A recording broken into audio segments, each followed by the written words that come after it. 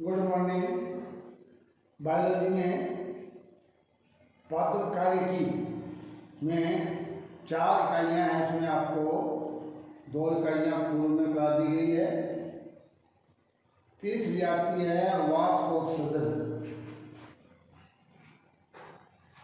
वाष्पोत्सर्जन की संधि क्षेत्र पे क्या बनेगा? वाष्प प्लस देखा होगा कि पौधों में जल है वो मृदा से अवशोषित होता है। आपको पूर्व की इकाई में बताया गया है कि पौधों की जड़ों में मूलों के द्वारा जल का अवशोषण होता है और वो जाइलम कोशिकाओं के द्वारा पौधों के पत्तियों या अग्र भाग में जल पहुंचता है। अब क्या है कि जितना जल अवशोषित होता है वो सारा पौधों की उपापचय क्रिया में काम नहीं आता है। उसमें काफी जल बच जाता है जो क्या होता है वो वाष्प के रूप में छोड़ देते हैं, क्योंकि ऐसा नहीं करने से पौधे भी नष्ट हो जाते हैं। कि पौधों में वाष्प क्रिया बहुत ही जरूरी है। ये क्रिया नहीं होती पौधों का जीवन संभव नहीं है। तो ये भी एक प्रमुख क्रिया है जिसमें क्या होता है कि पौधों के बाह्य पत्तियां हैं, तने हैं, मुख्य तो पत्तियां होती है कि जो जल है उसको वाष्प के रूप में उत्सर्जित करती है। नाम दिया गया वाष्प उत्सर्जन। यानी कि पौधों के विभिन्न भागों पत्तियां मुख्य है के द्वारा जल के वाष्प के रूप में त्यागने की क्रिया को वाष्प उत्सर्जन कहते हैं। अब ये जो क्रिया है पौधे के मुख्य 3 प्रकार से होते हैं। इनमें 3 ही अंग है जो इस क्रिया के लिए जिम्मेदार है। कौन कौन से? एक होता है रंध्रीय वाष्प उत्सर्जन, दूसरा होता है उत्तवचीय वाष्प उत्सर्जन और तीसरा होता है वातरंध्रीय वाष्प उत्सर्जन। यानी कि इसके 3 प्रकार। एक है रंध्रीय तो मुख्य ही होता है रंध्रीय वाष्प उत्सर्जन, क्योंकि ये पौधों की पत्तियों में रंध्र पाए जाते हैं। पत्तियों के मुख्य प्रतिपक्ष भी होते हैं, पृष्ठ होते हैं, दो होता है, साइड होते हैं। यह मुख्य जो वाष्प उत्सर्जन का अंग है वो क्या है? पत्तियां हैं। क्यों? इन पत्तियों की सतह पर रंध्र पाए जाते हैं। इसका नाम दिया रंध्रीय वाष्प उत्सर्जन। और पौधों का जो ये जल है इसका करीब 95 यानी कि 50 से 57 इसमें 50 से 57% जल है वो इन्हीं रंध्रीय वाष्प के द्वारा संभव है। दूसरा उत्तवचीय। अब क्या जो 0.5 है मरुद्भिद, यानी कि पद में जो रेगिस्तान में जहाँ बरसात कम होती है वहाँ को तो नाम दिया गया मरुद्भिद। जल में पाए जाने वालों को जलोद्भिद और जो सामान्य क्लाइमेट है समोद्भिद। तो जो मरुद्भिद पौधे हैं उनकी पत्तियों पर क्या होता है? विशेष प्रकार की क्यूटिकल बोलते हैं उससे ढकी होती है जो क्या जल को वाष्प में परिवर्तित होने से रोकती है। फिर भी ये जो क्यूटिकल है जो उत्तवचीय है कहीं न कहीं कटी फटी होने के कारण कुछ जल है वो वाष्प के रूप में परिवर्तित हो जाता है। इसको हम क्यूटिकुलर वाष्प उत्सर्जन क्या देते हैं। यहाँ केवल 3 से 10% होता है। दूसरा है तो कहते हैं इसको बोलते हैं उपतवचीय।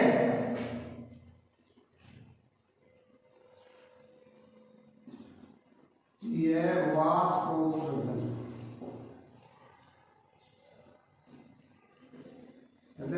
क्या बोलते हैं? रेटिकुलर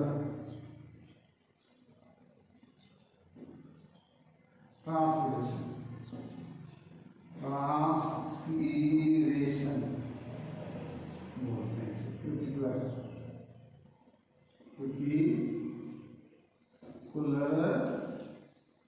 ट्रांसपीरेशन नाम दिया गया है।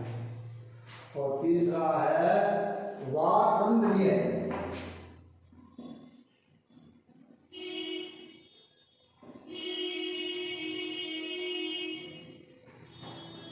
वाष्पोत्सर्जन, इसको बोलते हैं लेंटिकल की जो काष्ठ स्तंभ, यानी कि जो पौधे काष्ठ होते हैं स्तंभ, उनमें क्या होते हैं छिद्र होते हैं। जब बड़े बड़े पेड़ होते हैं जो छाल होती है उसके अंदर क्या होते हैं छिद्र होते हैं, और छिद्रों के द्वारा कुछ जल है वो वाष्प के रूप में परिवर्तित कर देते हैं। इसकी मात्रा केवल नहीं 0.1% नहीं के बराबर है।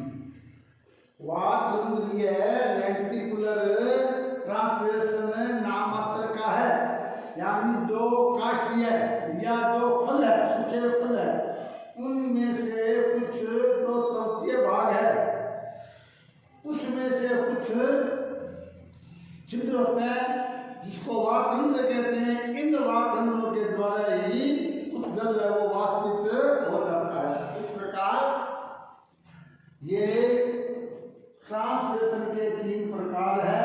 मुख्य इसमें क्या होता है रंध्रीय वाष्पोत्सर्जन, इसके आगे में गवर्नमेंटों की पाठ्यक्रम ही मेन है। इसका नाम रंध्रीय वाष्पोत्सर्जन। तो आपने पौधों के विभिन्न भागों के बारे में अध्ययन किया है। अभी आपको हमने पुष्प के बारे में बताया गया था, उसमें लैंगिक धर्म प्रक्रियाओं के बारे में अध्ययन कराया गया। तो पौधे में क्या होता है कि जो पत्तियां हैं वो ही पौधे के आधार है, क्योंकि इसमें पत्तियों में भोजन का निर्माण होता है और ताकि अधिकांश क्रिया पौधों की पत्तियों में संभव होती है। तो इसमें पत्तियां ही प्रमुख अंग है। इसके लिए हमें पत्तियों की संरचना के बारे में ज्ञान होना चाहिए। देखो पौधों में विभिन्न प्रकार की पत्तियां होती है और अधिकांश पत्तियां क्या होती है हरी होती है। कारण इन पत्तियों क्या पाया जाता है क्लोरोफिल और जैसे हमारे शरीर में क्या जब उत्तर क्या संबंध रुधिर है क्या होता है लाल, तो उसमें हीमोग्लोबिन है। ऐसे ही पौधों में भी मुख्य भाग ये पत्तियां हैं। अब इनकी संरचना के बारे में आपको ज्ञान होना चाहिए। पत्तियां सदैव आप देखते ही हैं भिन्न प्रकार की होती है। इनमें क्या है कि 2 स्तर देखो ऊपरी नीचे की, यानी कि ऊपरी सतह और निचली सतह दोनों में या एक तरफ क्या होता है इन पर विशेष प्रकार की ये छिद्र होते हैं, नाम दिया गया है रंध्र। यानी कि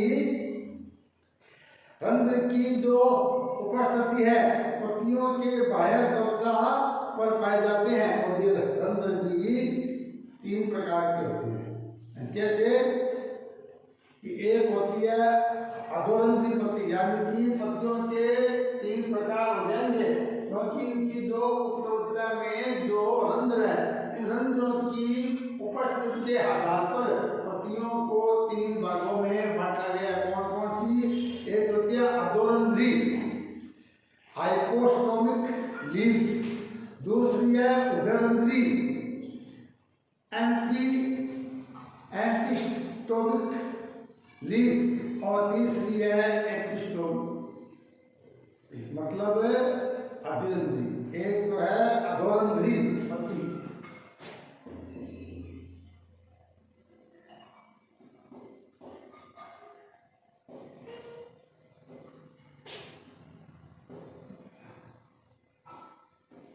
ये एक है उभय,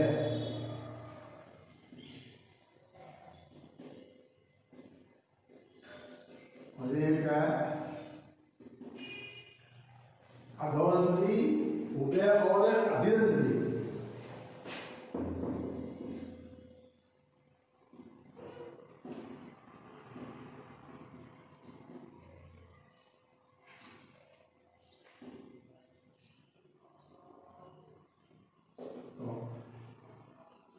अधोमिश नीचे किससे, यानी कि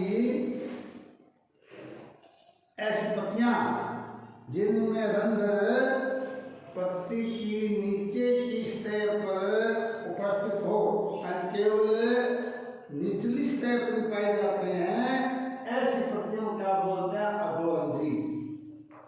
जैसे अपने संतरा है, सेब है, इनमें क्या होता है कि ये जो छिद्र केवल नीचे की सतह पर होता है।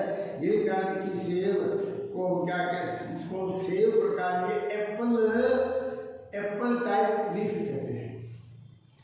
दूसरा उभय दोनों, यानी कि जब रंध्र पत्ती के दोनों सतह पर उपस्थित होते हैं तो उन्हें क्या बोलते हैं, उभयरंध्री। और ये जो अपने घास प्रकार की जो ग्रामीण कुल के पौधे हैं, उन पौधों में ये उभयरंध्री होते हैं। घास है, गेहूं है, चावल है, यानी एक बीज पत्री पादप। बीज पत्र के आधार पर पौधों के दो प्रकार, एक होता है द्विबीजपत्री, एक होता है एक बीजपत्री। तो जो पौधे एक बीजपत्री या घास, जई, जौ, चावल, ये ऐसे घास, ये सारे क्या है, ग्रामीण कुल के हैं, यानी ये एक बीजपत्री है। इनमें जो पत्तियां वो क्या होती है, उभयरंध्री होती है। तीसरा अधिरंध्री, यानी कि पत्तियों के अधिश्रम, यानी कि बाह्य सतह के रंध्र पाए जाते हैं, उन्हें क्या बोलते हैं, अधिरंध्री। ये जो वाटर लिलियों के जो जलीय पौधे होते हैं ना, उसमें नीचे की तरफ क्या जल के कांटेक्ट में होती है, केवल ऊपर से ही स्वतंत्र होती है, जो कि वायुमंडल से गैसों का आदान प्रदान करती है। इन्हें बोलते हैं अधिरंध्री। अब क्या है, तीनों प्रकार की पत्ती, मुख्य चीज क्या है, रंध्र आ जाता है। पत्ती में रंध्र की बनावटी डायग्राम में दिया हुआ है। आगे रंध्रों के बंद होने, खुलने होने की प्रक्रिया आ जाती है, तो उसके आप डायग्राम बना देंगे। क्योंकि इसमें आ जाता है कि रंध्रों की संरचना, मुख्य बिंदु आता है रंध्र की संरचना।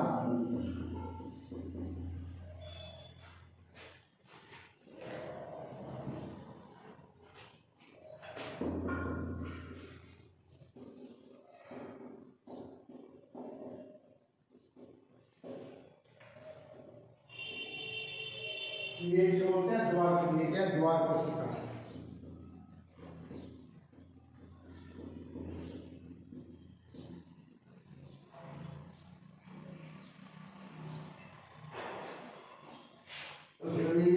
दो, ये जो खुला है, बंद में क्या है, बिल्कुल क्या है, दोनों को से दूसरे में सिमट जाएगी, दोनों की है ना। बंद में किस प्रकार है, अलग से दो डायग्राम दिए हैं।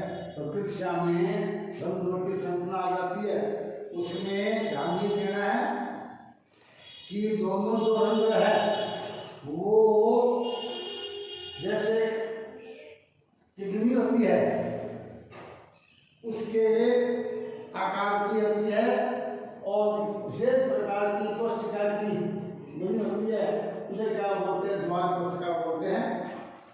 द्वार कोशिकाएं इस प्रकार के बीच में क्या होता है, बंद छिद्र, क्या बोलते हैं, रंध्र। इस प्रकार व्यवस्थित होती है कि बीच में क्या होता है, रंध्र होता है, रंध्र छिद्र।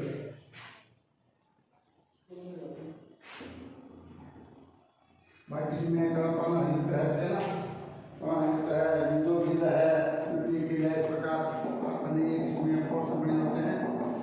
और इसमें से जो जल है वो गैंग बनता है, ऐसे इस प्रकार एस्टूर के गुण को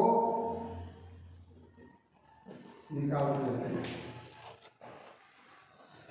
इस प्रकार इसमें बीच में छिद्र होता है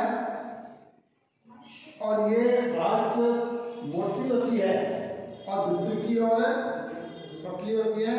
जब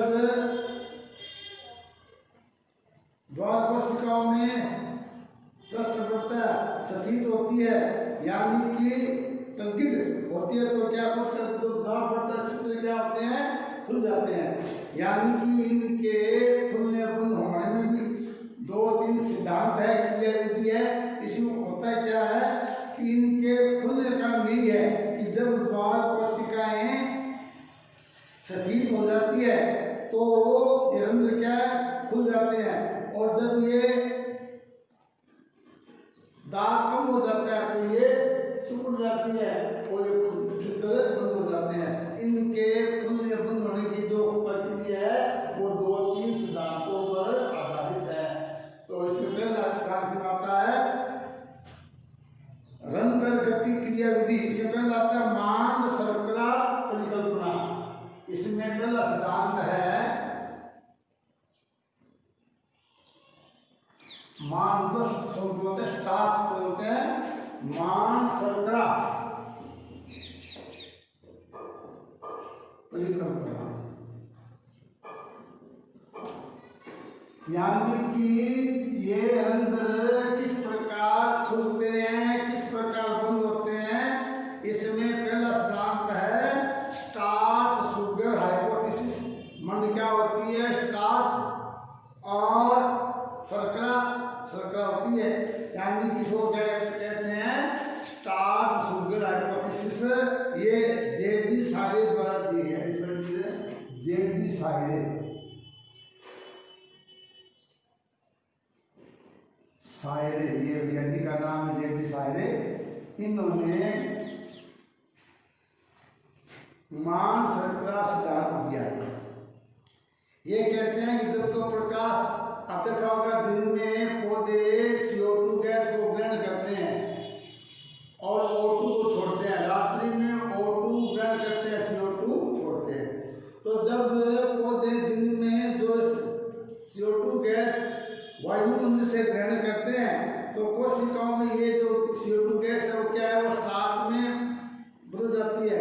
यानी कोशिकाओं में CO2 की मात्रा जब दिन के समय इन रंध्रों की जो द्वार कोशिका है उनमें CO2 की मात्रा कम होने से pH क्या हो जाती है, बढ़ जाता है। और जब इन कोशिकाओं का pH बढ़ने से क्या होता है, फास्फोराइलेज एंजाइम कोशिकाओं में pH की वृद्धि से फास्फोराइलेज एंजाइम सक्रिय हो जाता है, जिससे जो स्टार्च है वो ग्लूकोज फास्फेट यानी कि एंजाइम फास्फोराइलेज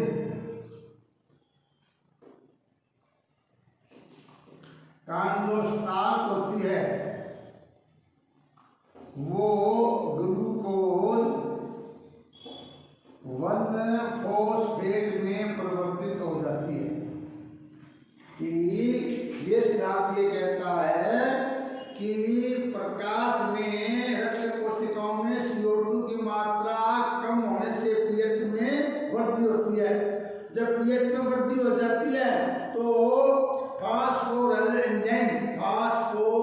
एंजाइम क्या करता है कि स्टार्च को ग्लूकोज 1-फॉस्फेट में परिवर्तित कर देता है, जिससे द्वार कोशिकाओं का DPD, अब आपको ये DPD है ना, TPD ये पहले पूर्व आपको बताया गया है, कोशिका स्थितिदार, कोशिका वृद्धिदार। जिससे क्या होता है कि द्वार कोशिकाओं का DPD बढ़ जाता है और ये सफेद यानी टंकित हो जाती है, जिससे जो द्वार रंध्र है वो खुल जाते हैं।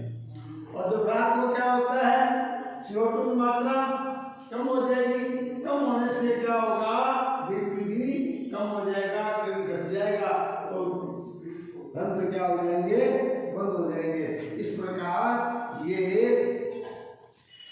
मनुष्य सिद्धांत के आधार पर व्याख्या की गई है। उसके बाद है स्टीवार्ड की परिकल्पना। स्टीवार्ड सेकंड है स्टीवार्ड।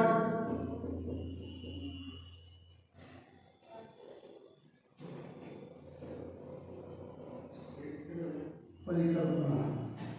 दूसरा वैज्ञानिक का सवाल, ये कहते हैं कि रंध्र बनने का कारण क्या है कि जब कोशिका में द्वार कोशिका पीएच की वृद्धि हो जाती है तो स्टार्च ग्लूकोज फास्फेट में और आगे परिवर्तित होकर ये ग्लूकोज 6 फास्फेट में परिवर्तित हो जाता है। यानी ये स्टीवर्ट क्या कहता है कि इस प्रोसेस के अंदर ग्लूकोज 1 फास्फेट आगे पुनः ग्लूकोज 6 फास्फेट में परिवर्तित हो जाता है, जिससे जो ग्लूकोज 1 फास्फेट है वो अधिक घुलनशील होने के कारण कोशिकाओं की सांद्रता बढ़ जाती है, रंध्र खुल जाते हैं। इस प्रकार ये सिद्धांत रंध्रों के क्रिया विधि को व्याख्या करता है। तीसरा सक्रिय पोटेशियम आयन स्थानांतरण, ये काफी बड़ा